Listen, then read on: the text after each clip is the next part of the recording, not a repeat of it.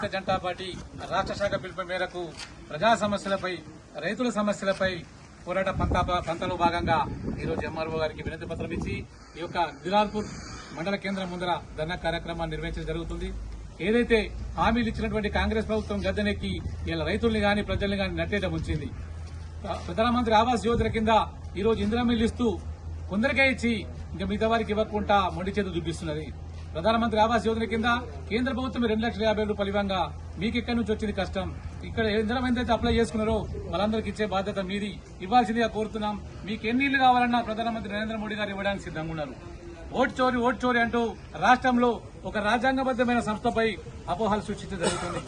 గతంలో ఇదే ఒక రాజ్యాంగాన్ని అపహాసం చేస్తున్నటువంటి కాంగ్రెస్ పార్టీ ఎమర్జెన్సీ విధించింది. అప్పుడు తెలియలేదా ఈ యొక్క రాజ్యాంగాన్ని అపహాసం చేస్తున్నటువంటి కాంగ్రెస్ పార్టీ? అప్పుడు తెలిసి కూడా ఈ యొక్క భారతదేశంలో ఎమర్జెన్సీ విధించి ప్రజాప్రభుత్వాన్ని అపహాసం చేయడం జరిగింది. ఏదైతే రాజ్యాంగబద్దంగా ఎన్నుకున్న సమస్య, రాజ్యాంగబద్దంగా ఏర్పడిన సంస్థపై అబద్దాలు మానాలి. ఓటు చోరీ అంటూ మన తెలంగాణలో కూడా 8 ఎంపీ స్థానాలను కూడా ఓట్లు రిగ్గింగ్ చేసి గెలిచిందని చెప్పి అబద్దం చెప్పడం జరుగుతుంది. అయితే రాష్ట్రంలో ఉన్నటువంటి మిగతా 8 ఎంపీలను కూడా కాంగ్రెస్ పార్టీ గెలుచుకుంది. అంటే మీరు గెలుస్తున్నప్పుడు మాత్రం ఓటు ఇచ్చేవారు కాదు, కాంగ్రెస్ వేరే పార్టీ గెలిస్తే ఓటు చోరని చెప్పి అబద్ద ప్రచారం చేస్తూ ప్రజలు ఇబ్బంది పెట్టడం జరుగుతుంది.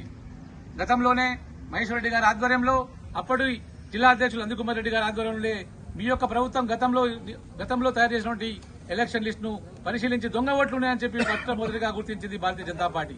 ఈ యొక్క నిర్మల్ నియోజకవర్గంలోని తెలంగాణలో మొట్టమొదటిసారిగా ఎలక్షన్ కమిషన్ కు 0 నంబర్ మీద దొంగ ఓట్లున్నాయి, ఇవి తొలగించాలని కొట్లాడింది భారతీయ జనతా పార్టీ.